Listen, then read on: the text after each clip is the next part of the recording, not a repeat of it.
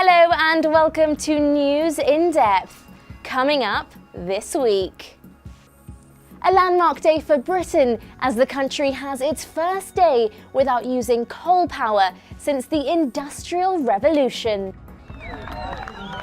And former soldier Duncan Slater makes history by completing the toughest race on Earth on 2 prosthetic legs. Britain has gone a full day without using any coal to generate electricity for the first time since the 1880s. They capture nature's treasure. Here comes the cage, and out comes the skip, the little truck full of newly hewn coal to be emptied by machinery. For almost a century and a half, coal played a major part in delivering the country's power. It was the fuel that fired change and progress in Britain throughout the Industrial Revolution. At the beginning of the 20th century, the UK had over 3,000 working mines and extracted hundreds of millions of tons of coal a year. In the 1960s, domestic coal production was in rapid decline, and oil and gas were beginning to take over. As industry switched to oil burning, so did the coal stockpiles grow. And by the 80s and 90s, the UK's coal mining industry had all but disappeared. Now the government is trying to burn fewer fossil fuels like coal to cut pollution from carbon emissions and to meet global targets on protecting the environment.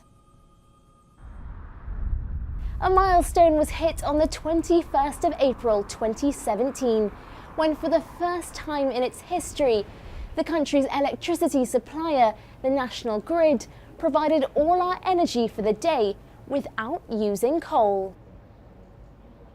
Around half our electricity came from natural gas, a quarter from nuclear energy, and the rest was either imported or was from renewable sources like wind and solar power. We've seen an increasing amount of renewable generation providing electricity for GB, and government policy is moving us towards a low carbon economy. Drax Power Station in North Yorkshire, the biggest in Britain, is capable of supplying 1/10 of the electricity needs of the entire country. They keep a reserve of coal to meet sudden surges of demand, but that's becoming less necessary. The plant's boilers are now fired with biomass instead. 37 years ago we were burning 10-12 million tonnes of coal a year, and now we're burning 7 million tonnes of biomass. We're producing 16% of the renewable power in the UK, and that's enough to power 4 million homes. Producing clean energy without causing pollution is an increasingly important part of the UK's agenda. The government has approved plans to build a new nuclear power plant at Hinkley Point in Somerset, the first in almost 2 decades. But environmental campaigners want to see investment in renewables such as wind and solar power instead of nuclear. And tidal power too could have a future in the UK's energy mix. Here is our vision. A 9.5 kilometre long causeway forming an 11.5 kilometre squared lagoon. The world's first tidal lagoon has recently been granted planning permission to be built in Swansea Bay in Wales. When the gates are opened, water flows into the lagoon, driving the turbines and generating electricity. It's claimed that the £1 billion power plant will generate enough electricity for more than 150,000 homes for 120 years. It's really fundamental that a world-leading nation, Great Britain, 5th biggest economy in the world, transitions to a zero-carbon era, and that's what motivates me. What motivates me is we've got this great resource, we've talked about it for a century, now it's time to go and tap into it. The coal travels on a moving band to the sorters, who grade and sort the black diamonds. The coalfields of England, Wales and Scotland were once the power behind Britain's industrial success. But times have changed and other sources of energy are now coming to the fore. The government's target is to phase out the use of coal by 2025.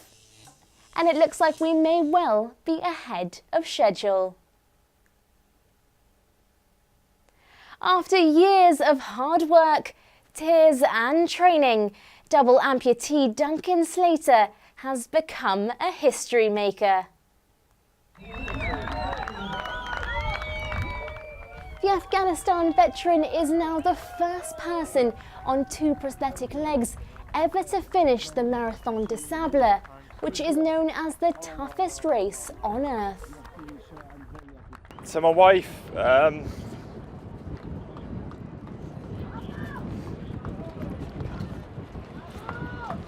thanks. She's a legend, like a little girl Lily, amazing. Just to anyone that's been in a situation like me, you know, it gets better, it gets better. You've just got to keep pushing on. Pick something that's hard and focus on it and just keep going and going and going. Don't quit anything. If it's walking around Tesco's, if it's going and doing a fun run, if it's walking the Marathon des Sables, doesn't matter. Like just keep going until you do it. You can do it. You can do it. You stop yourself or you let yourself do it. It's that simple.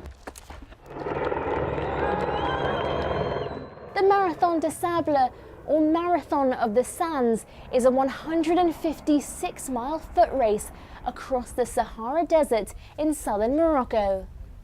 Temperatures often reach 50 degrees Celsius and there are no support teams. Participants must carry their own food and equipment throughout the race. And Duncan conquered it. He covered the equivalent of 6 marathons in just 6 days across rocks and sands in the heat of the desert. I'm very thirsty right now. You know, it's bad when the sand... With him for every step of the punishing journey was his best friend Chris Moore, who was in the same army convoy as Duncan when he lost both his legs in a roadside bomb blast in Afghanistan in 2009. Ever since, Duncan has been raising money for Walking with the Wounded, a charity that helps injured ex-servicemen and women find new careers after leaving the military. He's completed many impressive challenges, including an expedition to Antarctica with Prince Harry. The pair bonded on the trip, where Duncan became the first double-leg amputee to ski to the South Pole. The honour and the treat is mine to be able to spend time with these guys. They're not heroes. They don't want to be. They don't want to be known as heroes. They're just people who have had life-changing injuries, who want to get on with it and have as normal life as possible from this point forward. And that's the message that we're trying to get across to everybody else. Like Duncan will say, if you've lost both your legs, you can still carry on. It's so much of it is up here. You've just got to push on. And it was just that attitude that allowed Duncan to finish the Marathon des Sables. But this year wasn't his first attempt. In 2016, Duncan came within 35 miles of the finish when pain from his badly chafed stumps forced him to pull out of the race. This time around, Duncan made sure that didn't happen. In preparation, he travelled to Italy to meet a man he calls the Jedi Knight of prostheses, Silvio Galfione. The idea was to make him a pair of new, high-tech prosthetic legs. A cast was taken of Duncan's stumps using a specially developed machine. Once the cast was set, it was removed and then carefully filled with liquid plaster, resulting in a millimetre-perfect model of Duncan's stump. Heated plastic was then squeezed over it to create sockets which follow every contour of his limbs. Carbon fibre was later added for extra strength. it was this technology which certainly helped Duncan overcome the toughest of endurance events. And while his body and mind were tested to their limits, it was the support of his friends and family that pushed Duncan across the finishing line and into the record books. That's all for now. I'll be back with more news in depth next week. See you then.